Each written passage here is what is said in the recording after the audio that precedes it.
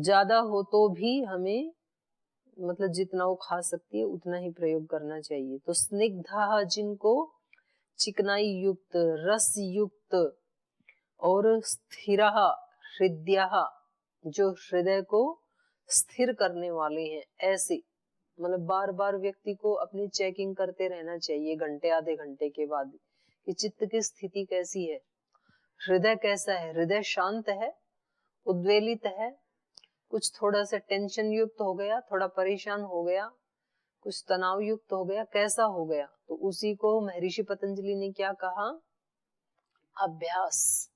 अभ्यास क्या है, तत्र स्थितौ यत्नो, उस स्थिति को बनाए रखने के लिए यत्न करते रहना। यत्न क्या है, यत्न है चेकिंग करना, बार बार उसको देखते रहना, बस देखना ही यत्न है। तो थोड़ी थोड़ी देर में हम अपने चित्त को देखते रहें कि अब कैसा है हृदय, स्थिर है, अस्थिर है, बस उसको देखते ही वो स्थिर नहीं है तो भी स्थिर हो जाता है, देखते ही। देखना भर है केवल दृष्टा भाव से, उसके लिए खींचातानी नहीं करनी है, मतलब उसको जबरदस्ती पकड़ पकड़ के लाना नहीं है, नहीं तो फिर कई बार वो नाराज भी हो जाता है मन। उसको देखना है केवल दृष्टा भाव से, उतने में ही वो स्थिर होने लगता है। तो जो हृदय को स्थिर करने वाले आहार हैं वो सात्विक प्रिया। तो ऐसे आहार जिनको पसंद हैं वो व्यक्ति सात्विक प्रकृति वाले होते हैं। अब अगला सुन लो राजसिक वाले। कटु अम्ल लवण अति उष्ण तीक्ष्ण रुक्ष विदाहीनः। कटु, कटु का मतलब है यहाँ पर कड़वा नहीं, चटपटे, उसको कटु कहते हैं, मिर्ची मसाले वाले। तो ऐसे जिनको पसंद है नमकीन आदि, कुरकुरे मुरमुरे, और क्या आते हैं वो चिप्स, हाँ अंकल चिप्स, और क्या आते हैं ऐसे जो चटपटे हैं, गोलगप्पे हैं, मैगी नूडल। अच्छा, तो कटु अम्ल, अम्ल मतलब खट्टे, इमली आदि और नींबू आदि, ये जिनको पसंद, मतलब थोड़ा डाले तो ठीक है, वो औषधि है। पर किसी किसी को तो, इमली तो वैसे औषधि नहीं है, वो तो बेकार ही चीज है, नींबू की बात कह रही हूँ। पर नींबू भी अति किसी को प्रिय है तो फिर ये वाली प्रकृति है, राजसिक है। फिर कटु अम्ल लवण नमकीन और अति उष्ण, गरम गरम, बिल्कुल गरम गरम चाहिए, बहुत ही गरम, अति उष्ण, अति तीक्ष्ण, बहुत तीखे, मिर्ची आदि खाते हैं ना बहुत ज्यादा डाल के, बहुत तीखा, और रुक्ष, रूखा, घी डाल दे तो उसको घिन्ना आती है, उसको रूखा रूखा भोजन चाहिए।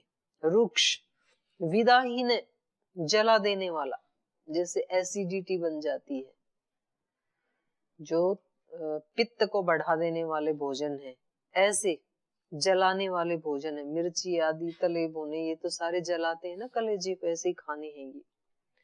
आहारा राजसः, ये आहार कैसे हैं, राजसिक वृत्ति वालों को अच्छे लगते हैं ये। राजसस इष्टा, राजसिक प्रकृति वाले को इष्ट होते हैं। राजसस्य, राजसिक वृत्ति वाले के इष्टा प्रिय होते हैं। दुख शोक और रोग को जो देने वाले हैं, प्रदान करने वाले हैं। तो ऐसे खाने खा करके फिर दुख कैसे होता है, फिर रोग पैदा होते हैं, रोगी शरीर होगा तो दुख होंगे, फिर दुख देने वाले, शोक देने वाले और रोग देने वाले, ये खाने जिसको पसंद है कि भले ही फिर बाद में तो रोगी हो जाए, बाद में भले ही कष्ट हो मन को, लेकिन एक बार तो वही वाले खाने चाहिए, तो पता लगेगा कि ऐसे व्यक्तियों की राजसिक प्रकृति है। तीसरा, यातयामं गतरसं पूति पर्युषितं च यत् उच्छिष्टमपि चामेध्यं भोजनं तामसप्रियम् अफलाकाङ्क्षिभिर्यज्ञो विधिदृष्टो य युज्यते यष्टव्यं मे वेति मनः समाधाय स सात्विकः अभिसन्धाय तु फलं दम्भार्थमपि चैव यत् युज्यते भरतश्रेष्ठ तं यज्ञं विद्धि राजसं विधिहीनम् असृष्टान्नं मन्त्रहीनम् अदक्षिणम् श्रद्धा विरहितं यज्ञं तामसं परिचक्षति। यातयामं गतरसम, यातयामम एक पहर पहले बना हुआ भोजन, माने बहुत जल्दी बना के रख देते हैं ना कभी, और फिर खाते रहते हैं 2-3 घंटे के बाद भी। तो यातयामम गत रसम, जिसमें रस नहीं है, नीरस भोजन है जो। और पूती, पूती का अर्थ इन्होंने किया है ऐसा खड़ा खड़ा भोजन। पर्यूषितम बासी भोजन। उच्छिष्टम झूठा, यत उच्छिष्टम अपीच। अमेध्यम अपवित्र गंदा भोजन, मांसाहार आदि। ये तामसः प्रियम, ये तामसिक प्रकृति वाले लोगों को ऐसे भोजन अच्छे लगते हैं, उनको बासी खाएंगे। एक लड़का है हमारे यहाँ, जैसे मैं वहां बिहार हिल्स जाऊंगी ना तो वो आता है, उसके लिए चौकीदार के लिए आता है। तो उसका ऐसा स्वभाव है, मतलब वो सुबह उठेगा 8 बजे और फिर थोड़ा अपने दिनचर्या आदि करके फिर वो खाना बनाएगा, कुछ थोड़ा सा बनाएगा, नाश्ता आदि कुछ बनाएगा, बहुत तीखे मिर्च मसाले डाल करके, फिर उसको खाएगा। फिर दोपहर वाला खाना बनाएगा 2 बजे, फिर 2 बजे खाएगा, फिर उसी खाने को रात को खाएगा 7-8 बजे, फिर उसी खाने को अगले दिन सुबह खाएगा। एक बार बना के 3 बार खाता है, तो उसको वो अच्छा लगता है। मैंने कहा तू अकेला है तो तू, और अच्छा वहां के तो खाने भी, उसमें कोई ऐसी चीज नहीं है कि भाई उसमें बहुत कोई एफर्ट करना पड़ता है। पोहा बनाना है, उसमें क्या लगता है, 10 मिनट पहले भिगोना पड़ता है। या फिर चावल बनाते हैं, चावल खाते हैं ज्यादा दक्षिण में, अब चावल में क्या देर लगती है, कुकर में रखना है। इनका भाई तो इतने से गरम गरम बना के खाया करना ताजा ताजा। नहीं अम्मा मेरे को अच्छा लगता है उसको वही अच्छा लगता है, बासी खाना। तो कुछ लोगों को यही लगता है। यातयामम गतरसम पूतिः पर्युषितम, बासी भोजन। उच्छिष्टम झूठा पूठा। झूठा भोजन किनको अच्छा लगता है? नहीं, ऐसा मैंने देखा नहीं। झूठा तो कोई भी पसंद नहीं करते हैं, खाते हैं झूठा कोई?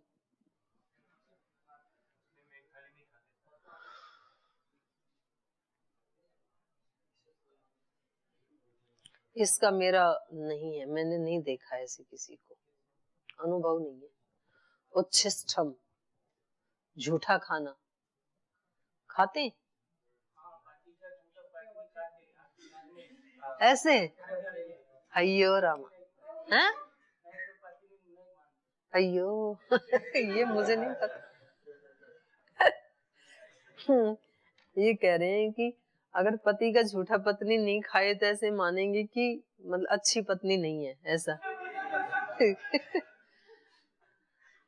तो हो सकता है, ये अपना अनुभव नहीं है। उच्छिष्टम अपीच अमेध्यम, ये तो वो हो गया जो अपवित्र भोजन है, मांसाहार आदि। ऐसा तो फिर मतलब ऐसा यदि हर घर में ऐसा है तो सारी पत्नियां तामसिक होगी फिर तो आजकल पत्नी नहीं है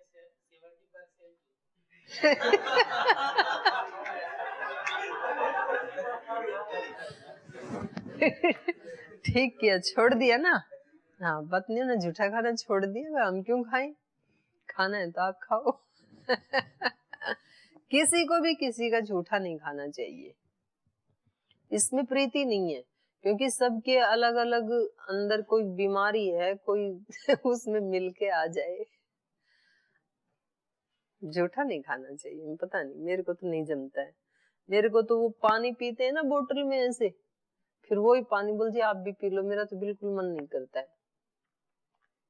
और जहां तक हो सके मैं पीती भी नहीं हूँ, क्योंकि ऐसे पिया तो वो श्वास के साथ कीटाणु परमाणु सब रोगाणु जो भी है वो आते ही है उसमें, जब दूसरा पिएगा तो उसके अंदर जाएंगे ना, तो मतलब फ्री में क्यों किसी की बीमारी मोल ले, ऐसे आ जाए तो कोई बात नहीं, तो उससे बचना चाहिए। तो इसलिए यहाँ भी गीताकार ने भी झूठे भोजन को तामसिक माना है, घृणित माना है, अच्छा नहीं माना है। झूठा खाना कोई अच्छी बात नहीं है। अब कोई आपद धर्म हो जाए, जैसे उपनिषद में पढ़ा था ना हमने, वो उड़द खाए थे मांग के उन्होंने, हाथीवान ने, तो वो अलग बात है भाई, प्राणों की रक्षा करनी है तब तो फिर जैसा भी मिले प्राण बचाना जरूरी है। केदारनाथ में फंस जाओ, खाना मिले नहीं, अभी तो 2 दिन गए थे तो बांध के ले गए थे, और 10 दिन वहां रुक जाते ना तो फिर पत्ते तोड़ तोड़ के खाते, या उच्छिष्ट भी खा सकते हैं। बहता हुआ पानी तो निर्मल होता है, जो आपने पिया ना वो फिर आगे बह गया, आगे वाला जो पिएगा तो ऐसे कहते हैं बहता हुआ तो निर्मल हो जाता है, उसमें और मिल जाते होंगे तब तक कुछ औषधि आदि, मिट्टी के, मिट्टी भी तो पवित्र करती है ना, तो मिट्टी से बह के निकल रहा है ना, तो उसमें हो जाता होगा वो, तो उसको तो नहीं बुरा मानते क्या? आपने देखा था?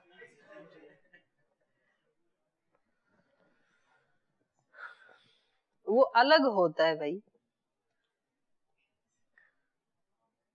अब जो आप बता रहे हो और ये बता रही हैं, दोनों चीजें अलग अलग हैं।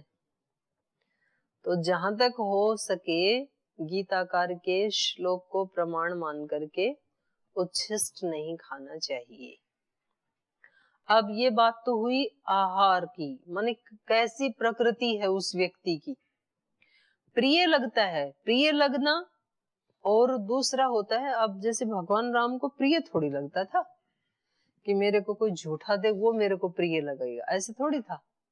वो तो किसी व्यक्ति की भावना का चलो आदर करते हुए हो सकता है उन्होंने खा ली, खाए नहीं खाए नहीं पता, जो भी प्रसंग है, लेकिन वहां प्रिय नहीं है उनको। प्रिय हो तो रोज लक्ष्मण का झूठा खाई या सीता माता का झूठा खाई, ऐसा तो वर्णन कहीं भी नहीं आता है।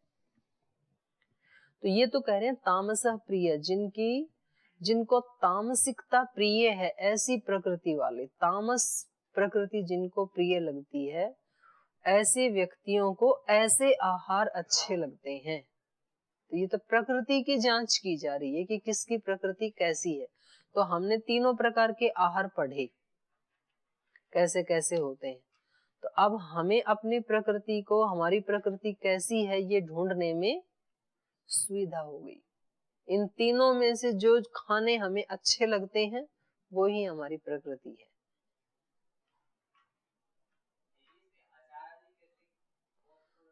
राजसिक में, राजसिक, राजसिक आंवला भी राजसिक, अचार सब उसी में आ गई। मीठा ऊपर वाले में आएगा, हाँ सात्विक में। 4 दिन का तामसिक में आएगा वो।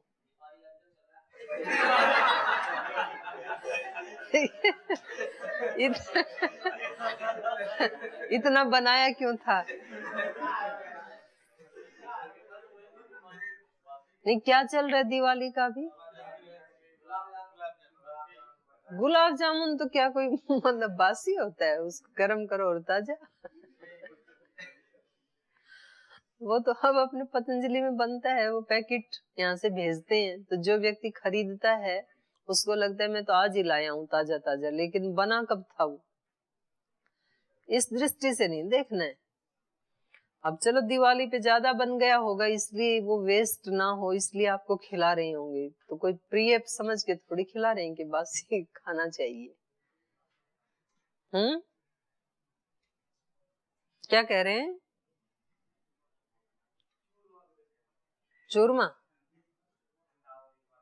चूरमा सात्विक में आएगा। चूरमा खाओ।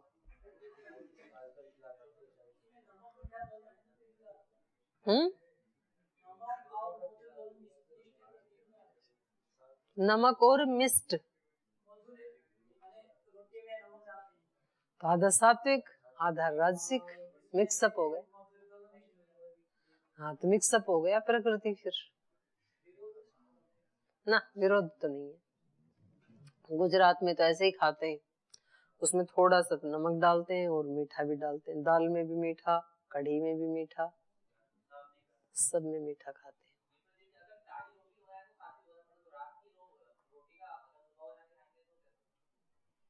रात की रोटी का क्या बनाएंगे? चूरमा, बासी रोटी का, तो फिर वो तामसिक हो जाएगा। तो कोई बात नहीं, इसके ऊपर अभी तो पढ़ाई है ना, तो और थोड़ा चिंतन कर लो। अब आगे सुनो उसके बारे में, यज्ञ के बारे में सुनो। 3 प्रकार के यज्ञ होते। भोजन के बारे में आप और चिंतन करना, आज के लिए होमवर्क है आपका। अफलकांक्षी भी, जिनको कोई फल की इच्छा नहीं है, मतलब कोई विशेष फल को सामने रख करके यज्ञ नहीं करते। यज्ञ एक श्रेष्ठतम कर्म है, इसलिए यज्ञ करते हैं। या मेरी प्रकृति इससे शुद्ध हो, पवित्र हो, दोषों का नाश हो, इसलिए यज्ञ करते हैं। तो कोई फल की आकांक्षा नहीं है। अफलकांक्षी भी यज्ञ है। विधि दृष्ट यज्ञते, विधि दृष्ट शास्त्र की विधान के अनुसार, शास्त्र विधि दृष्ट, शास्त्र विधि को देख करके, विधि दृष्ट माने शास्त्र विधि के अनुसार, यह इज्जते जो यजन करता है। यष्टव्यम एव इति मनः, और उसका मन क्या कहता है? यष्टव्यम एव, यज्ञ तो करना ही चाहिए, क्योंकि यज्ञ को क्या बताया? श्रेष्ठतम कर्म बताया। एक होता है श्रेष्ठ, एक होता है श्रेष्ठतर, एक होता है श्रेष्ठतम। तो सबसे जो बेस्ट, गुड बेटर बेस्ट, सबसे अच्छा जो कर्म है उसको यज्ञ बताया है शास्त्रों में। और वो यज्ञ जो हम घी सामग्री और समिधा से करते हैं, केवल मात्र वो ही नहीं है। जैसे घी सामग्री और समिधा को लेकर के जो कर्म करते हैं जिस भाव से, वैसे ही भाव से जो जो कर्म किए जाएं वो सब यज्ञ की कोटि में ही आएंगे। जिस भावना से आप यज्ञशाला में बैठते हैं, उस भावना से यदि आप इस कक्षा में भी बैठे हैं, तो ये पढ़ना और यज्ञशाला में यज्ञ करना, ये दोनों कर्म क्या माने जाएंगे? ये यज्ञ ही माने जाएंगे और समान कर्म माने जाएंगे ये। और उसी भावना से युक्त होकर के यदि ऊपर जाके खाना भी खाते हैं तो वो भी यज्ञ ही हो गया। तो इसलिए कहा कि यष्टव्यम एव इति मनः, जिनका मन कहता है कि यजन तो करना ही चाहिए, ऐसा ही करना चाहिए। बहुत बड़ी बात कह रहे हैं ना ये, नहीं तो हम तो दूसरे के ऊपर, हमारे अच्छे कर्म भी, हमारे अच्छे भाव भी, अच्छे विचार भी दूसरों की क्रियाओं के ऊपर डिपेंड होते हैं कि जी वो कर रहे थे इसलिए हमने भी ऐसे किया। सब ऐसे ही कर रहे थे, ऐसे बोल देते हैं ना। हम पूछें कि आपने ऐसे क्यों किया, बोले सब ऐसे ही कर रहे थे। तो जरूरी थोड़ी है जो काम सब करते हैं वो सब काम अच्छे ही होते हैं। पहले लोग चरण स्पर्श करके प्रणाम करते थे, फिर और कई सारे शब्द आए प्रणाम करने के लिए, फिर उसके बाद क्या बोलने लगे, फिर इंग्लिश में बोलने लगे, गुड मॉर्निंग, गुड आफ्टरनून, ऐसे गुड इवनिंग आदि बोलने लगे। फिर अब क्या बोलने लग गए? अब हाय बोलने लग गए। जब भी मिले हाय, तो पूछे कि हाय क्यों बोलते? बोलते सब ऐसे बोलते हैं। तो सब ऐसे बोलते हैं तो कोई गलत काम सब करते हैं तो थोड़ी मुझे भी करना है। तो ये कोई पहचान नहीं होती कि जी सब ऐसे ही कर रहे थे इसलिए मैं भी ऐसे कर रहा था। तो जरूरी नहीं है कि बहुत ज्यादा लोग करते हैं वो काम फिर सबके करने योग्य ही होता है। तो हम ऐसे देखा देखी भी करने लगते हैं कभी कभी। तो यहाँ पर इन्होंने कहा क्यों करने चाहिए अच्छे कर्म, हमें यज्ञ आदि क्यों करने चाहिए? यष्टव्यम एव इति, यजन करना ही चाहिए, क्योंकि भगवान ने सृष्टि ही यज्ञमय बनाई है, तो हम भी सृष्टि का एक भाग है, हमें भी यजन करना चाहिए। यजन का मतलब है जिसको अवसर मिले तो अग्निहोत्र करना चाहिए, और वो ना मिले तो अपने कर्मों को ही ऐसा बनाए, यज्ञ जैसे बनाए, या उनमें भी कम से कम शुद्धि के लिए कुछ ना कुछ प्रयास करना चाहिए, गंदगी फैलाते हैं तो।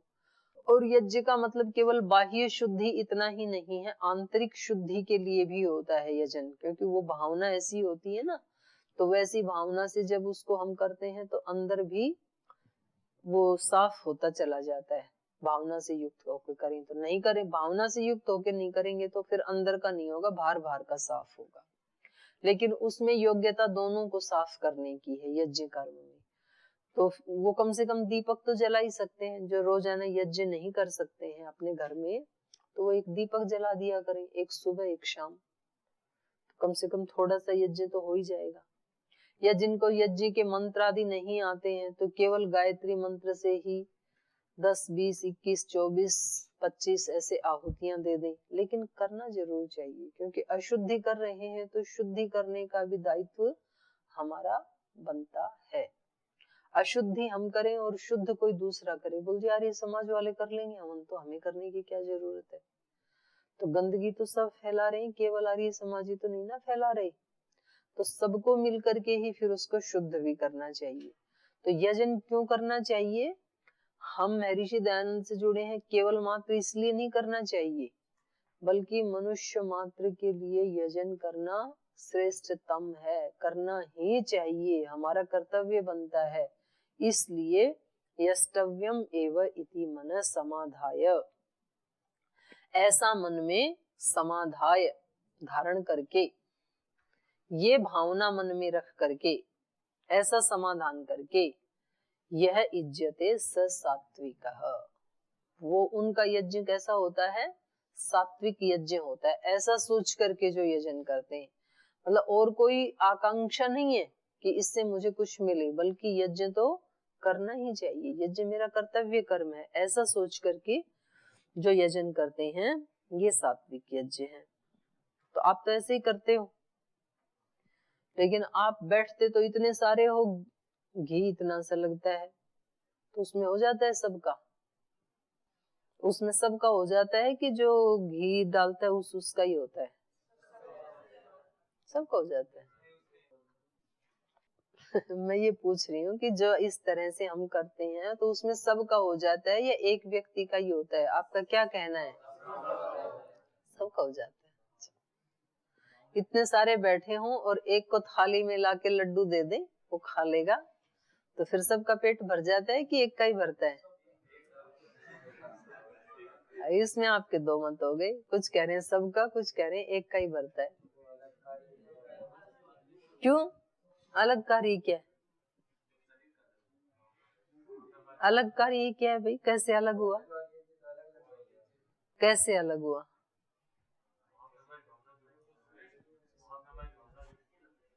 नहीं, भावना फिर वहां भी तो जोड़ लो। वो खाना खा के ऐसे कर देगा, वायु फैला देगा, चारों तरफ भर जाएगा क्या पेट?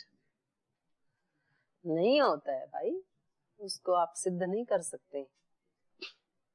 जो करता है, वेद कह रहा है स्वयं यजस्व स्वयं जुषस्व, लेकिन ये प्रैक्टिकल नहीं है, ये बात है।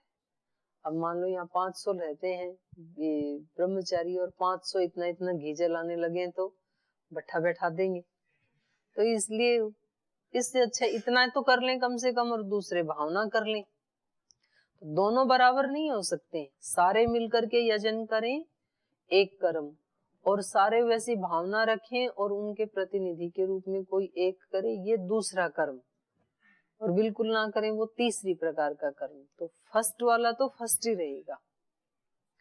तो सब अपना अपना अलग खाते हैं, सब अलग अलग प्रकार से दूषित करते हैं वायुमंडल को, इसलिए सबको अपना अपना ही करना चाहिए, लेकिन ये पॉसिबल नहीं है। प्रैक्टिकल दृष्टि से देखें, घर में भी ये पॉसिबल नहीं है, 5 लोग रहते हैं तो थोड़े पांचों करते हैं।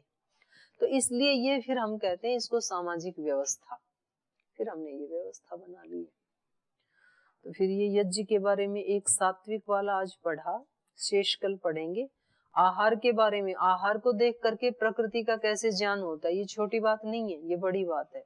इसके ऊपर आप थोड़ा चिंतन करना कि हमारी प्रकृति कौन सी है, क्योंकि कई बार तो सब मिला जुला होता है, कुछ चीजें तीसरी वाली अच्छी लगती हैं, कुछ दूसरी, कुछ पहली।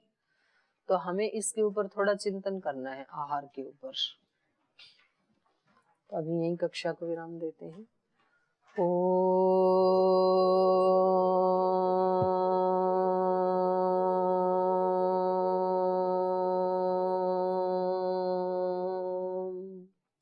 शांति शांति शांति।